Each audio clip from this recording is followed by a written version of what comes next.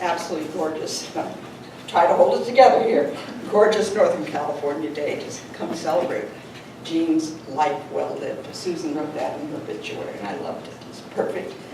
And then how wonderful it is that we get to be here in the Intel Museum that Jean conceived and was instrumental in making happen. And a huge thank you to Intel, Intel's museum staff members, and all the people who are here today who could be home with their families making this wonderful program happen. So thank you all for coming. Jean's children, of whom she was exceedingly proud and was well loved by, Randy, Susan, Robert, and Charlie, all planned this program, and it's representative of Jean's persona. It's straightforward. First, Jean's son, Robert Bryant, will speak and deliver the formal family eulogy.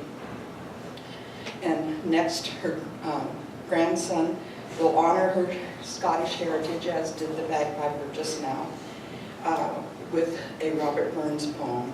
And then Robin Hamrick, Siracides, will honor her lengthy friendship with Jean, and with some remembrances and another Scottish poet's poem. Finally, any of you who want to come up and say something about your experience with Jean, your relationship with Jean, will be invited to the podium. And after the more formal part of the program is completed, then everyone is invited to join the family and celebrate with some refreshments through the gift shop and into the museum proper. So with that, Robert, where are you? Right here in front of you. It's your show now.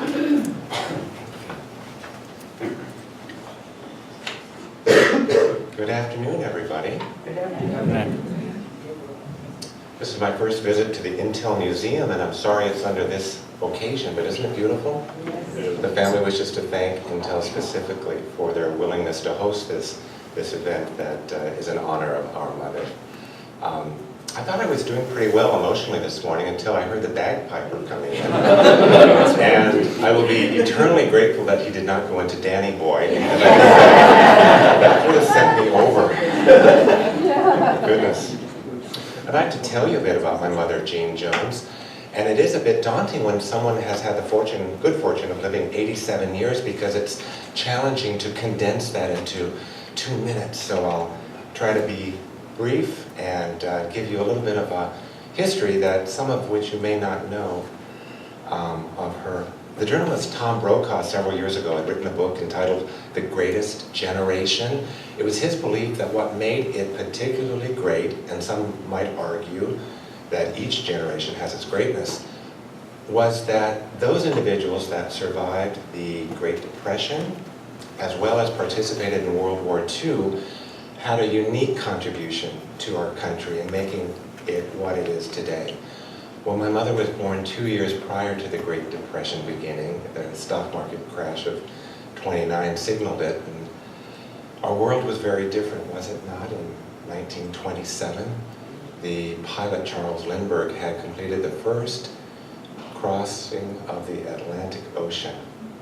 I shudder to imagine how many more crossings there have been in the 87 years that she had lived.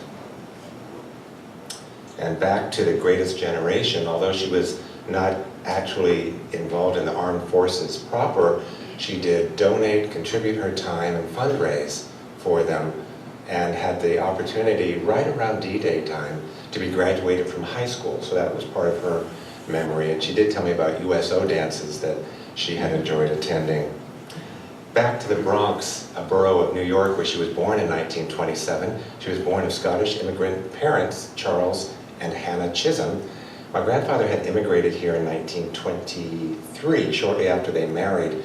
And in those days, it wasn't easy coming to this country, as you well know. It required a convenient stopover in Ellis Island, and several years of obtaining a sponsor and earning enough money, enough capital to send for your loved ones from whatever country they may have originated from.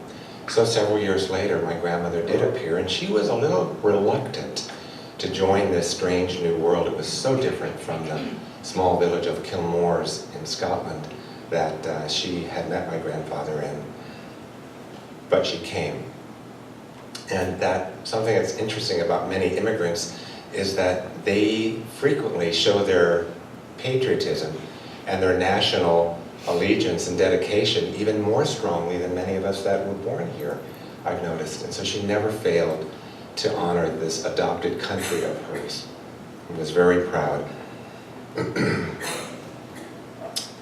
When my mother was born, she had the good fortune of having an older sister who's still with us, my Aunt Margaret. Unfortunately, she wasn't able to travel from her home in Oklahoma to be with us, but I understand that this is going to be recorded and streamed, and hopefully she'll have an opportunity to hear all the well wishes of her sister.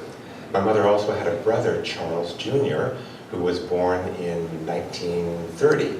So he was 3 years younger than my mother, and he regretfully passed away in 1988. And he was someone that she was also quite fond of and had many wonderful memories of. And towards the end of her life, she had an interesting visitation by him I'll tell you about in a few minutes. Whether in this country or in their native Scotland, the Scots are known for their clannishness. And that certainly is true with my grandparents. The Chisholm family was no exception. Family came first, and that was a tenet that Jean had lived by her entire life. She was a good student. She excelled in her coursework. She told of the electricity and the energy of growing up in New York at that time in the 5th floor walk-up that they lived in on Sedgwick Avenue, and such a very different life that she had here. I often wondered why she didn't return more to New York, but she became a true California girl by the time she eventually ended up here. And I don't think she was eager to call any other state her home after moving here. She told me a story once. She was in junior high and in a home economics class where she had to make a dress as a school project, and my grandmother was really exceptional when it came to that of a seamstress and having that ability. My poor mother went to bed and she was just exhausted, and it looked horrible. And in true Cinderella fashion, my grandmother stayed up all night and made it. My mother gave her credit years later for being the reason, she thought, the sole reason that she was able to pass the class with my grandmother's intervention. She received a scholarship to Farragut College in Idaho, and don't bother looking for it, it's not there anymore. And in her junior year, met a man that she was fortunate to call her first husband, my father, Robert Washington, whom I'm named after. They moved from there to Spokane, Washington, where the following year they gave birth to my older brother, Charlie. And they lived the life of a frugal student, and their student housing were, I think, a dilapidated, single-wide mobile home that had been some kind of remnant of the war, I'm not sure which war. And money, understandably, was tight, and her culinary skills and homemaking skills were yet to be developed. And she told a sweet story one day about how she was eager to make my father proud of the particular meal that she prepared. And so he got home, and sure enough, it was a meal that he had enjoyed, and actually asked her, I don't think I'll mind having this again. What is this? And she said, I had no idea that horse meat was as reasonable. She'd come a long way, hadn't she? She made sure it wasn't prepared again, or my father made sure, somebody made sure it wasn't prepared again.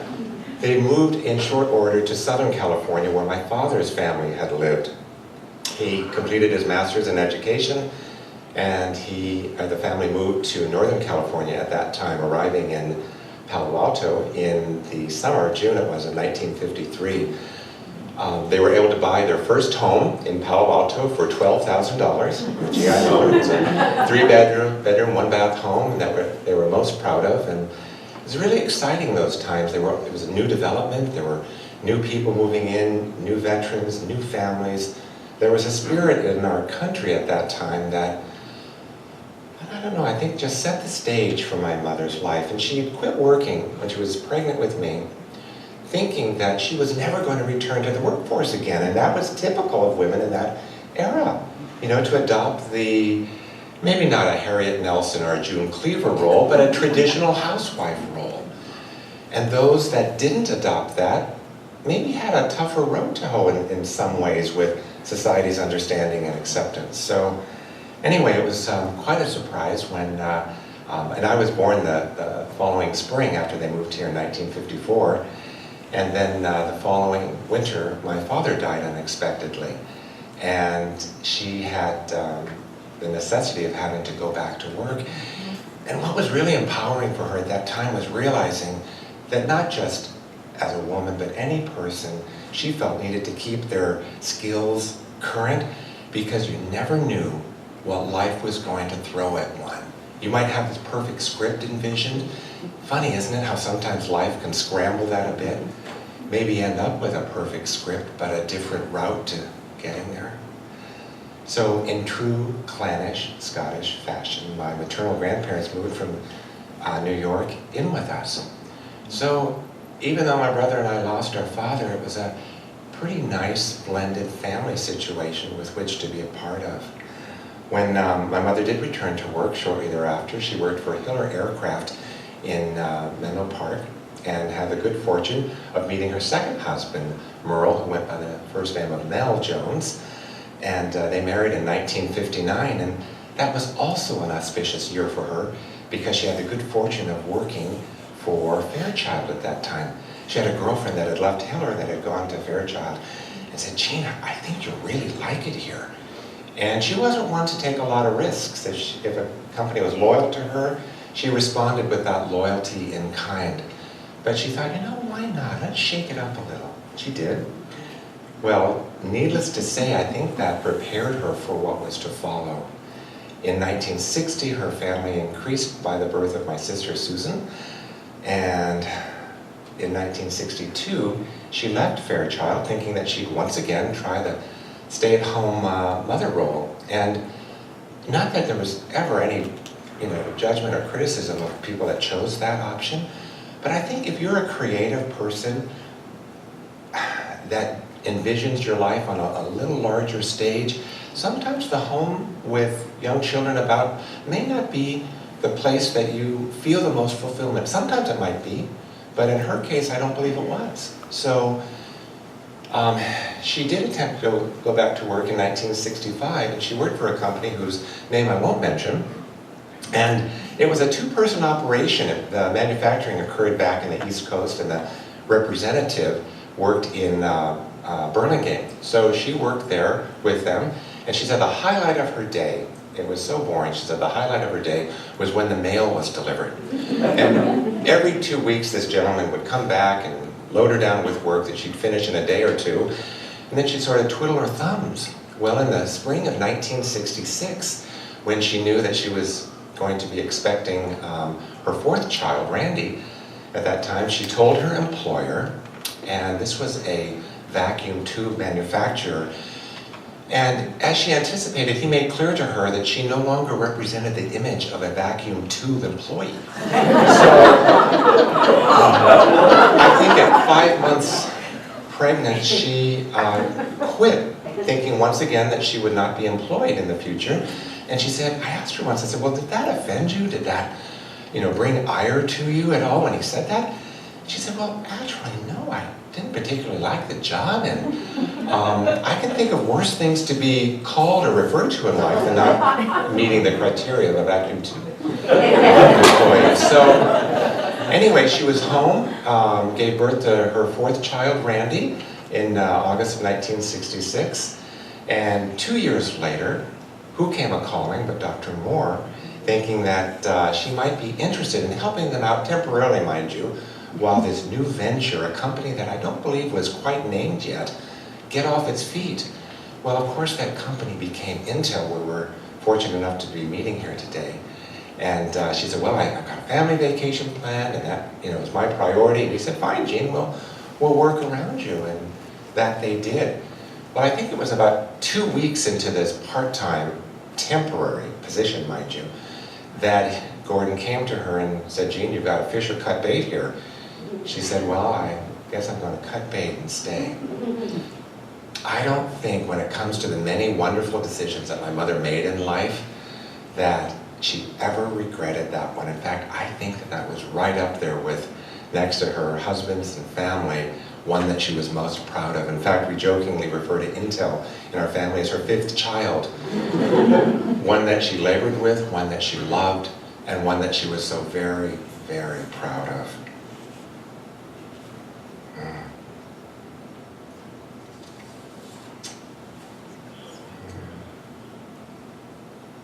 Although only 5 feet tall, at her tallest, my mother packed a punch.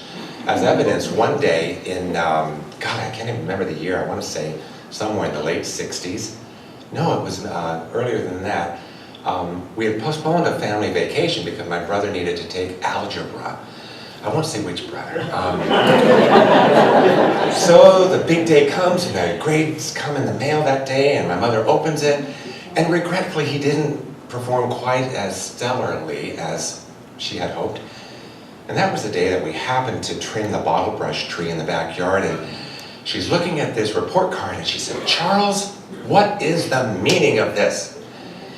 And as I recall, the conversation, brief as it was, went something like, "Well, Mama, don't well Mama me," came the response. Well, she picked up the closest thing to her, which was a bottle brush branch. I believe that was the only time I had seen my mother run, and I was impressed at her speed. And the only time I had seen my brother run. My goodness.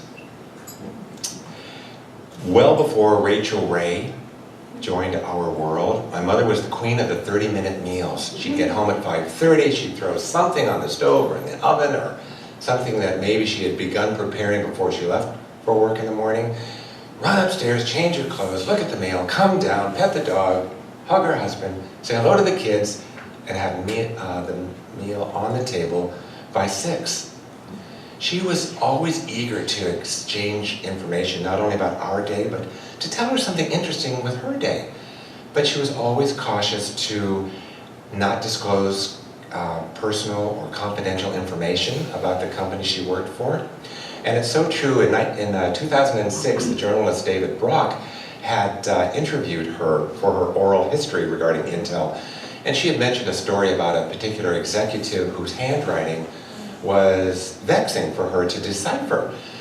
And so in the course of the interview, he had asked her, he said, "Now, Jean, you can level with me. Who was this executive?" She said, "I prefer not to say." And he said, "Well, come on now, this is 17 years since you retired, this is safely behind you, you don't have to worry about any kind of retaliation." She said, "You know, a confidence worth keeping is a confidence worth keeping." So even he, through multiple attempts, couldn't pry it from her. So I'm just saying that if any of you feel, oh goodness, I remember telling Jean in 1974 something of a personal nature, rest assured, she took it with her. We teased her about writing her autobiography. She said no, she knows what's required to sell something like that, and she wasn't willing to give it up. So that was actually one of her charms. I'm going to trust on other people that may come after me today to speak about her Fairchild and or Intel experience that I couldn't pay justice to if I tried. But I did want to say a little bit about my favorite part of my mother's life, and that was her life in retirement. She was absolutely committed to giving back to this world that she felt had given her a few challenges, but some extraordinary opportunities.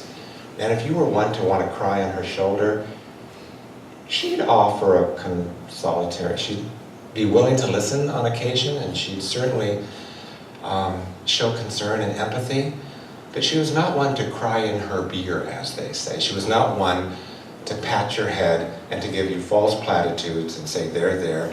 But she was more inclined to say, well, how are you going to pick yourself up, dust yourself off, and start all over again through reinventing yourself? And in retirement, she did that. She told me once, I said, well, it was past the normal retirement age when you retired from Intel. I believe she was 69.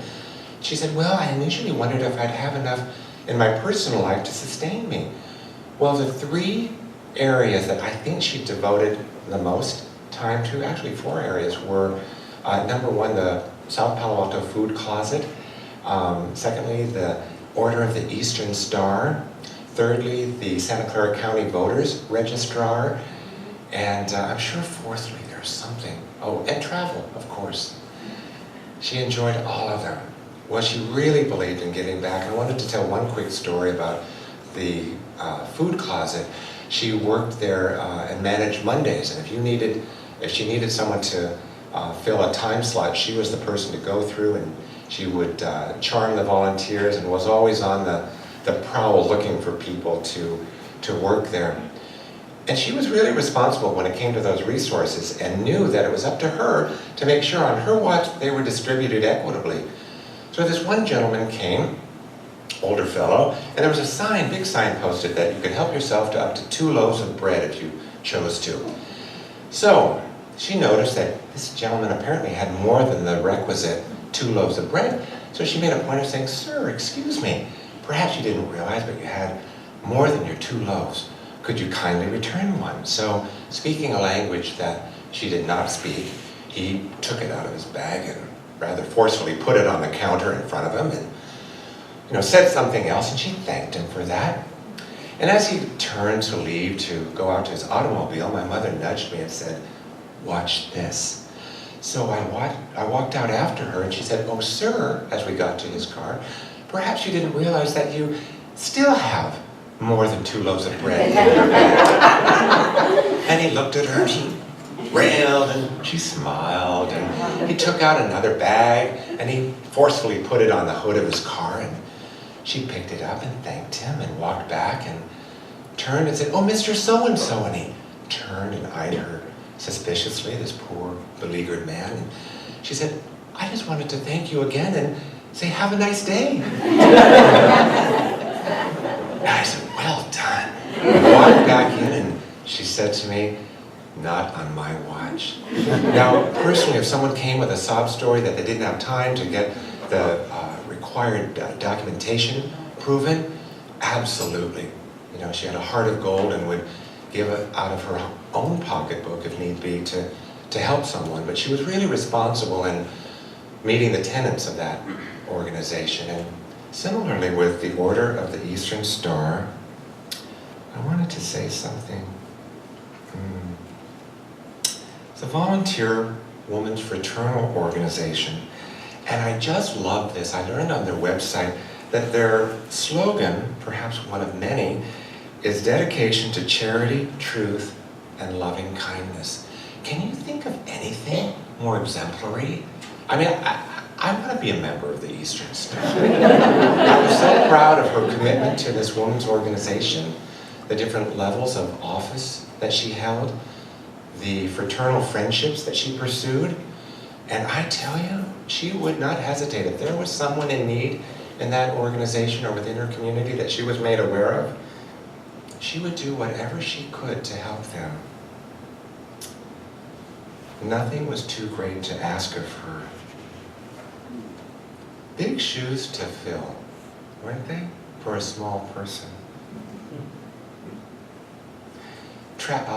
Retirement also gave her the opportunity to pursue one of her favorite pastimes, travel. Each year she'd take some kind of splashy vacation. Remember this one year she enjoyed a 3-week trip to China with her sister, my Aunt Margaret, and some other women. Had a wonderful time. She returned, and the following Christmas time I asked her, I said, "Well, have you given thought to what your travel plans might be this coming year or next year?" She said, "Well, actually I have." I waited, and she said, "China." I go, "Well, wait a second here, you were just there last year." She said, "Yes, I know." I said, well, what's prompting you to return?" And without missing a beat, I said, "Well, as you know, it's a rather large country." So she felt that there was more to see, and I thought more power to her. I want to take one moment to speak about something else that was of tremendous value to my mother. She didn't boast a lot about it, but it was a part of her life that I really believe was part of her authentic core. And that was the friendships that she maintained, that she developed, she maintained, she nurtured. And I want to talk about 2 in particular. The first one was about or involved someone that's here with us today, and that's Bonnie Wilcox. Hi, Bonnie. Bonnie was fortunate or unfortunate, depending on how one looks at it, to be our neighbor growing up. She is the lone holdout on the small South Palo Alto cul-de-sac that she and my mother lived on. that can recall when we moved there in 1960. That's 54 years my mother's been in that same home.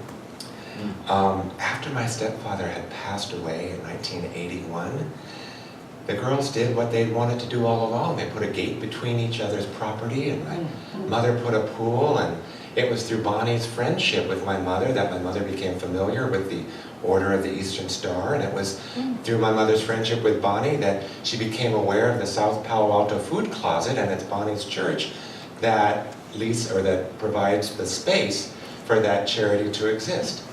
So, you know what was really kind of bittersweet was 2 days before my mother passed away, my brother Randy and my sister Susan went and wheeled Bonnie over to see my mother. And they held hands, and Bonnie said, "Jean, you've been my closest friend." And my mother said, "And Bonnie, you've been mine."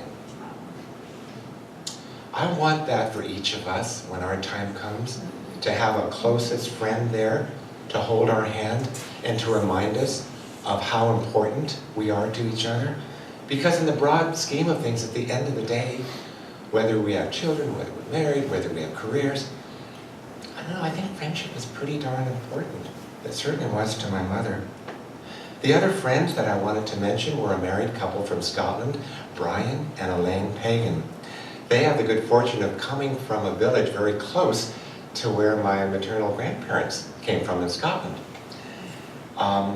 Brian had written something that he wanted us to read today, so I'd like to take just a moment to do that. He said, "I first met Jean many years ago in Kilmore's when my mother was visiting there, at his wife Elaine's sister's 21st birthday party.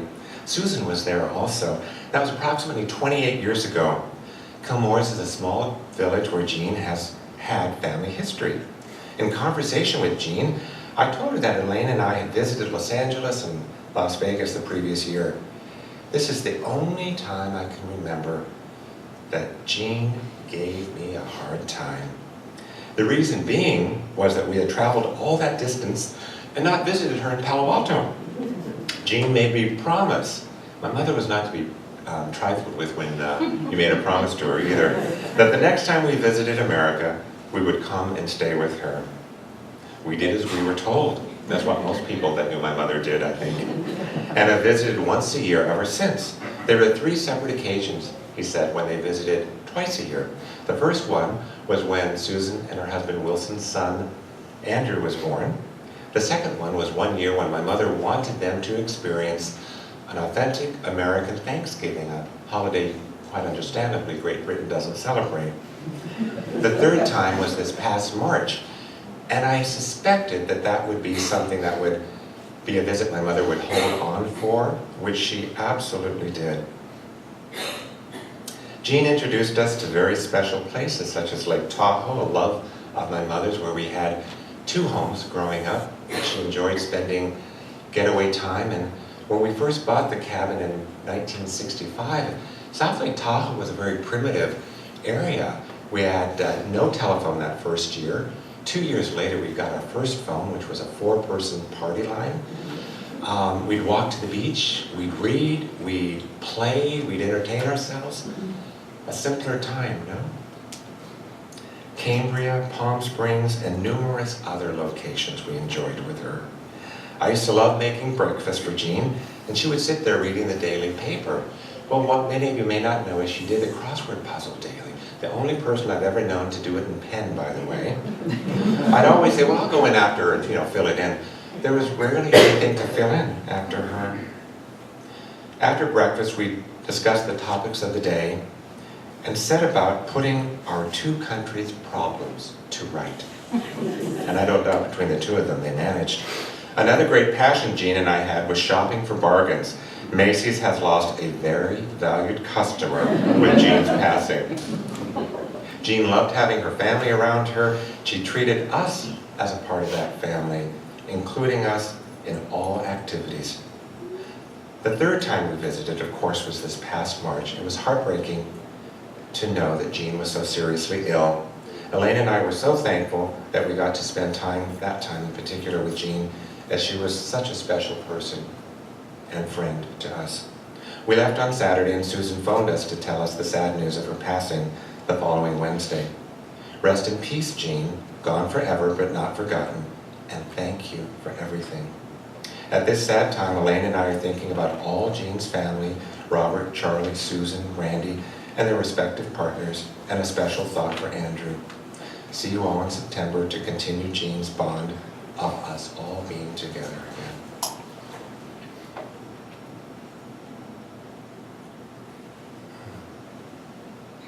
Rarely has someone welcomed hospice as much as my mother had. I'm a retired hospice nurse, so she had a little bit of an in having heard some of my experiences with patients in the past. It's quite different when your mother is your patient, however, to separate the clinical from the emotional part. But I had my siblings there to support me, so we didn't feel like this was an experience we had to go through independently. And the assistance from Mission Hospice was particularly helpful, just when we needed it most. That last month was just phenomenal for her. She was barraged with family and friends and food, and people came out of the woodwork to express their love and concern for her. It's a send-off I hope we are all fortunate enough to have someday.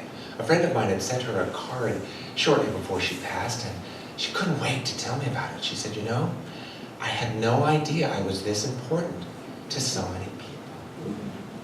If she only knew.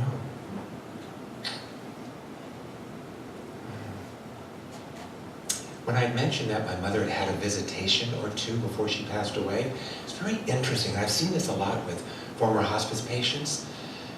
This was 2 days approximately before she passed away, and she was having these conversations with loved ones who had predeceased her. Her parents, her husband Mel, and her brother Charlie. And this one day she was really animated, and I think it was Susan or Randy that said, well, who are you speaking to? And she said, well, your Uncle Charlie, of course. Well, where are you? Well, New York, of course. And then she added, and he's had the best stories to tell me. Some naysayers may doubt that or feel it's strictly the result of the morphine. I don't know, and I really don't care, but I really do hope that when it is our time at some point, that there's some loving presence from our past, from our experience, that there to take our hand, to bid us well. She was very comfortable in that. 5 years ago, my mother had the opportunity to participate in a study on aging with Stanford. She loved it. It was 1 year in duration, and the highlight was writing a bit of a mini autobiography. She did. It was really exceptional. She was quite pleased with it, and she closed it with this Native American expression. Quote, when you were born, you cried, and the whole world rejoiced. Live your life so that when you die, the world cries and you rejoice, unquote. My mother then added, I think it's a little self-serving to think that the whole world will cry when I die, but I know that I will rejoice. Although her family may beg to differ, and those that knew her well, that was Jean throughout her life. No artificial pretenses or inflated ego here, but someone who lived by her convictions and left the boasting to others. Thank you to each of you for honoring our mother by your presence here today. My name is Andrew Tagaman, and I'm one of Jean's grandchildren. I feel very fortunate to have spent a lot of time with my grandmother throughout my life. I have fond memories of just her and I at her house and our many trips to Lake Tahoe. I've learned a lot from my grandmother, and one of the most enduring lessons is the sense of pride that she had in her Scottish heritage. She was fond of reading Robert Burns poems, and I would like to share one of her favorites. A Red, Red Rose by Robert Burns. Oh, my love is like a red, red rose that's newly sprung in June. Oh, my love is like the melody that's sweetly played in tune. So fair art thou, my bonny lass, so deep in love am I, and I will love thee still, my dear, till the sea's gone dry. Till the sea's gone dry, my dear, and the rocks melt with the sun. I will love thee still, my dear, while the sands of life shall run. And fare thee well, my only love, and fare thee well a while. I will come again, my love, though it were 10,000 miles. I've known Jean for about 37 years and wasn't a neighbor. I met her at Intel. She became a dear friend after I left Intel in 1983, and she's one of the four musketeers, myself, Rosemary, who you saw at the beginning, our friend Bonnie, Betty. Bonnie is gone from us, Betty Lloyd, and we've done a lot of wonderful lunches together over the years. We've celebrated special occasions, Susan's wedding, hearing about Andrew's birth, hearing about him driving her to meet us sometimes for lunch, which was pretty wonderful and she enjoyed.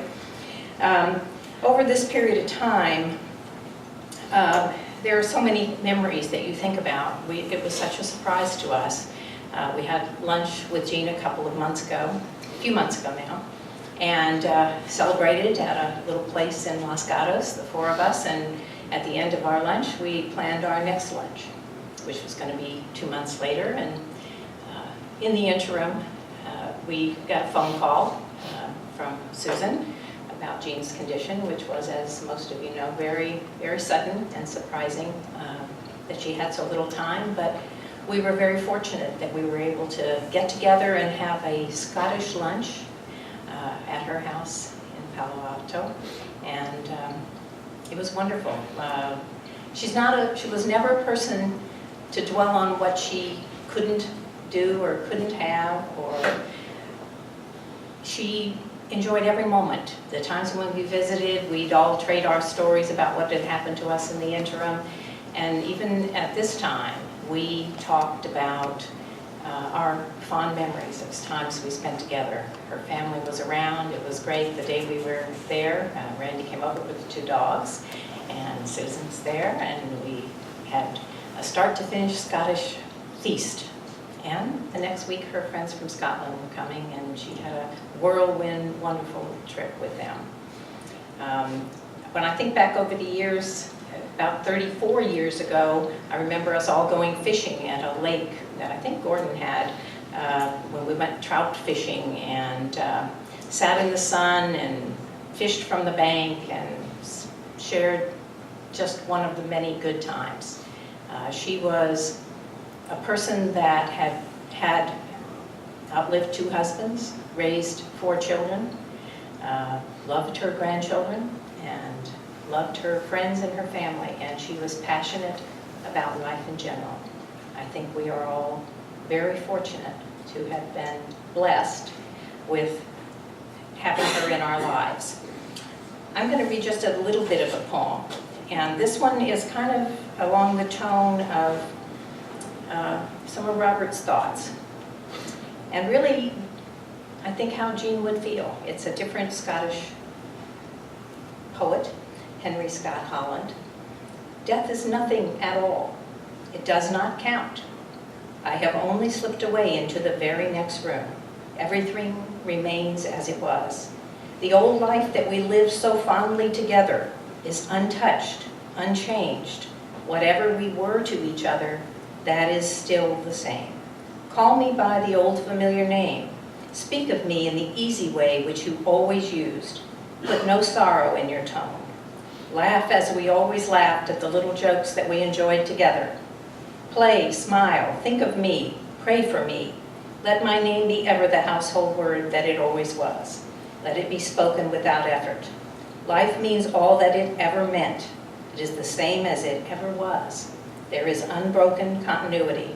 Why should I be out of line? Because I am out of sight. I am but waiting for you, for an interval somewhere very near, just around the corner. All is well. Nothing is hurt. Nothing is lost. One brief moment, and all that will be as it was before. How we shall laugh at the trouble of parting when we meet again. Thank you. I would like to take a few minutes, and really a few minutes, to remember Jean from my point of view. I met Jean in 1979 when I came to Intel, and when I came in to work for Les Fidesz on corporate strategic staff. And our cubicles were right next to Jean and Gordon's. And I was very green. I had no idea how to navigate in a culture like Intel culture.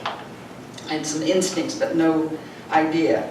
And Jean played a major role in interpreting the behavior of various members of ESM that I had to interface with, and others at Intel, but primarily that, and the organizations for me. She helped pave the path for me. And our friendship, I left Intel in 1986. Our friendship was maintained over the years. I counted Jean as one of my good friends. I remember her as a fiercely independent, a very pragmatic, a wickedly sharp-witted person, a keen observer of human behavior. Jean, if you got on Jean's wrong side, you knew it. But most of all, a really, really fun woman to hang out with. Jean, I'm going to miss you. So Ken Moore would like to say something, and then after that, if anybody who would like to say a few words would be welcome to come up and speak. Ken? I'm Ken Moore, oldest son of Gordon Moore. He asked me to read the following. As he now lives in Hawaii and due to distance and age, he's unable to attend. In memory of Jean Jones, I apologize for not being here in person, but you can be assured I am here in spirit. I first knew Jean as secretary for Vic Greenwich, one of the original group, often called the Traders 8, that founded Fairchild Semiconductor Corporation. I remember her as quiet, unassuming, and efficient. When her first child was due, she decided to stay home and dedicate herself to raising her family. When Bob Noyce and I started Intel about a decade later, we needed someone with secretarial skills to help get us started. We called Jean to see if she was willing to return to industry, and she answered that she would for a few months to help get us started. Some 27 or so years later, she retired from Intel after seeing the company through 3 chief executives, several boom and bust economic cycles, and growth to become a major international company. I guess she thought we were finally started. Initially, she took care of both Noyce's and my offices, and after Bob left, she still kept me in line and generally on time. Jean was a marvelous person and had the old-fashioned skills that made working with her enjoyable. I learned how much easier and quicker it was to dictate to a skilled stenographer than it was to use a dictating machine. No need to rewind tape, just say, scratch that, and it's done. But even more valuable were her phone skills. She made every caller feel that his or her call was the most important item of business and that it would get immediate attention. She knew which calls to put through to me and which to handle herself or to pass on to someone else. I received many comments from folks outside of Intel regarding how pleasant and helpful she had been. Another special skill that made Jean indispensable in my office was that she could actually read my handwriting, an ability that I did not always share. She could help me translate my scratches into understandable notes. I could sure use this skill of hers today. As the workload of my office began to dwindle, she found additional ways to be useful. We are using the fruits of one of her projects today. She was an early advocate for an Intel museum and worked diligently to make it educational and a reflection of important moments in Intel's history. Jean was a special person, universally liked and admired. She was very important to me and to Intel, and I'm sure to all of her family and friends. Her quiet, good-natured competence and dedication will be sorely missed, as will her pleasant and upbeat attitude. Aloha, Gordon Moore. This is going to be very hard for me. My name is Yonye Park. I've known Jean for over 30 years, probably like 32 to be exact. And I started in '82, and I've got to know her about a year later. She has been my dearest friend and my mentor in personal and professional life.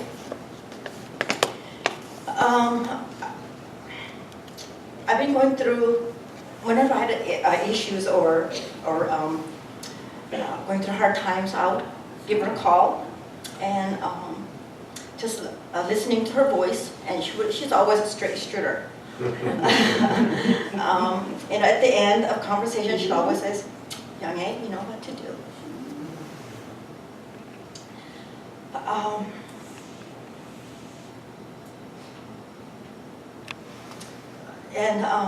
I'm sorry.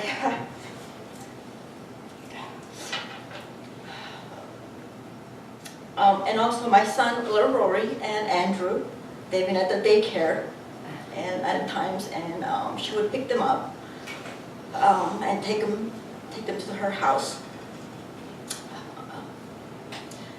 And when he comes home, he gets so excited and he goes, "Mom, when do I get back to their house?" And he would call her, "When do I go back to my white grandma's house?"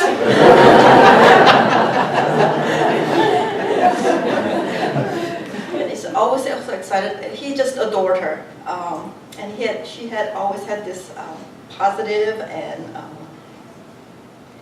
attitude towards people and as well as children. And he just absolutely adored her. And he always asked, "When do I go? When do I go to my grandma's house and play with Andrew?"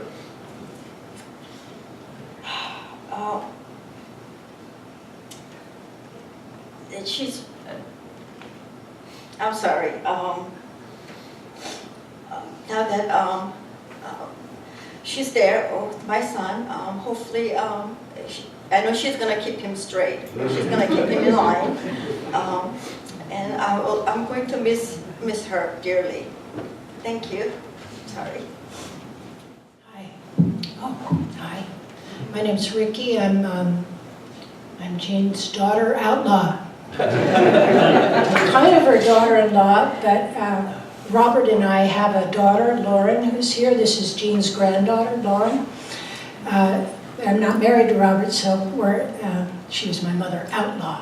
Outlaw. She embraced Lauren and I completely into her family, which I found extraordinary. She was an advocate of gay rights before I was. We became very good friends, especially in the last years of her life. And I will miss Jean very much. She's one of the most authentic and straightforward and present and beautiful people that I've known. Unassuming is too small a word, and yet it just made her so available to listen and be present with everybody else in such a generous way without ever being burdened. And she really raised the bar for me about what is a good life and what kind of nonsense to not put up with in myself. We talked a lot in the last few years about how do you say, like coming out as a woman. I don't mean coming out but I mean taking my power, understanding my power, myself, my personal strength. This is something that she developed throughout her life, how to stand on her feet. Through the trials, I guess, that she endured, but she always had such an upbeat attitude, and I really learned that from her. And I feel her presence. I still talk to her. She's still kicking my butt. I love you, Jean. I'm so thankful for the poem that you read. I like the author. You know, she's here with all of us, and she likes this very much. I'm going to represent a couple of people. First off is Jodelle French, who was the first curator of the Intel Museum. And unfortunately, Jodelle hurt her back about a week ago and is unable to travel, so she sends her apologies. By all means, she would have loved to have been here in person. And so she sent a little story. She said, maybe one that's somewhat interesting is how she got the job at the Intel Museum. And she was very excited about being interviewed for the job, and she'd spent about an hour with each of the museum committee members, including Jean, and things seemed to have gone well, and then nothing. And so she never heard back. And so after, you know, an agonizing week or so, she called Jean and wanted to see if the job had been filled and you know, who the lucky person was. And Jean was surprised. She thought that Jodelle had been hired, but instead Jodelle had experienced one of the situations that we face often in the semiconductor industry and at Intel, which is the hiring freeze. And so, you know, Jean is nothing if she's not resourceful. So she hired Jodelle as a Kelly temp. You know, for 2 years, Jodelle managed the Intel Museum on nights and weekends as a temp, and before Jean was actually able to bring her on board as a full Blue Badge employee. And in those early days, most of the work was setting up the structure of the museum and cataloging all of the things that we had collected and organizing the memorabilia and the records. And you know, apparently Jean, as she wanted to do, is worried about Jodelle. So Jodelle said, you know, basically every Saturday, you know, Jodelle's working in the little stuffy closet that we called the Intel Museum at that point. We didn't have any display space or anything. In a closet under the stairs of D2. And Jean would come by for lunch and take Jodelle out for lunch, or just get her a breather, get her away from the closet. And upon return, she'd hang around for a while and go through boxes and explain, you know, what something was, what the stuff was, who was involved, when it happened, why it was important, all of the things that were critically important to a curator as you tried to work that. And, you know, she just gave Jodelle everything she needed, and she was so kind. And Jodelle always felt that Jean was so concerned about her as well as the museum. So she felt like she was never alone in the building of the Intel Museum and in making it work in those early days of Intel. So that's one of Jodelle's recollections, although I'm sure there are hundreds with Jean. The other thing I would like to add, you know, as I guess representing the original Intel Museum Committee, is I go back even before Jean, you know, and how this all came about. It came about because there was a committee to create basically an open house for employees to celebrate the 15th anniversary of Intel. And you know, we set about the task of trying to explain to the families and friends what it was that Mommy and Daddy did here at Intel. It was pretty confusing. And so we put a call out for memorabilia, and you know, old chips and masks and die sets and you know, various things came out of people's drawers that had been stuffed, and we made an exhibit. And the exhibit, we even borrowed Gordon's Bizicom calculator, which was the first calculator to use the 4004 microprocessor that you know, Ted Hoff and Freddie Fujin and Stan Mazer and Matsutoshi Shima all kind of pulled together, and ultimately made a pretty big difference in Intel.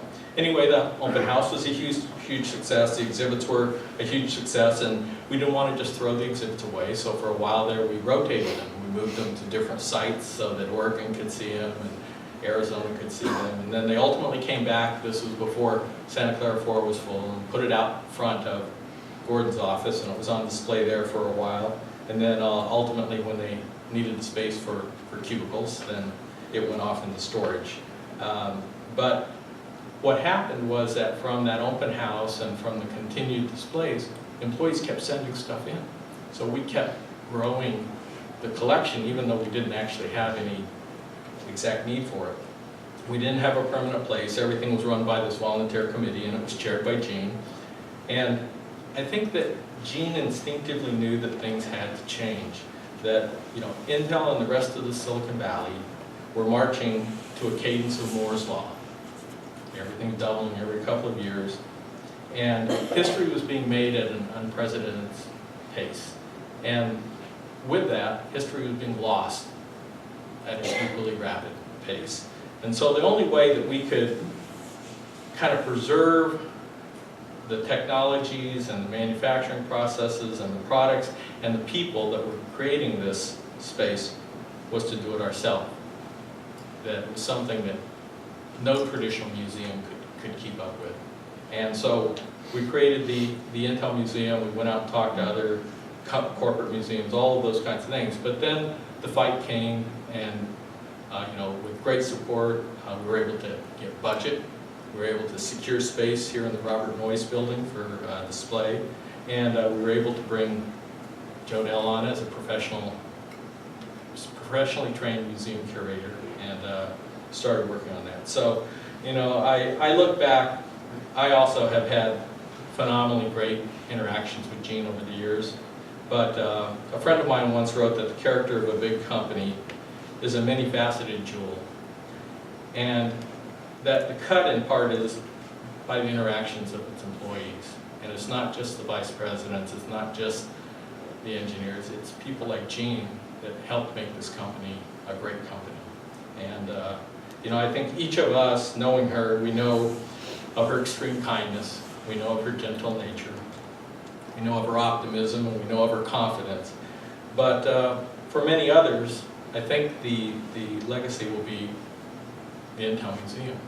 This is what Jean brought to bear here at Intel and for us. So, you know, on behalf of the committee, I think I would be remiss to not say that obviously we'll miss Jean, and we'll think about her often and know that our lives were enriched because she was in it. So, thank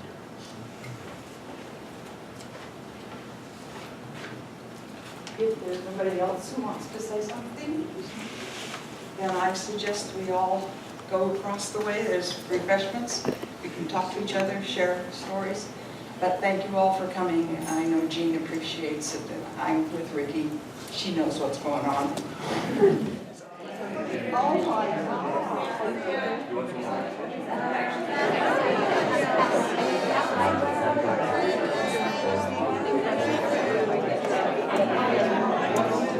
I have to tell you, I was mesmerized by your tie. Oh, it's an The old whole 486 time you were- tie. I'm still here. They're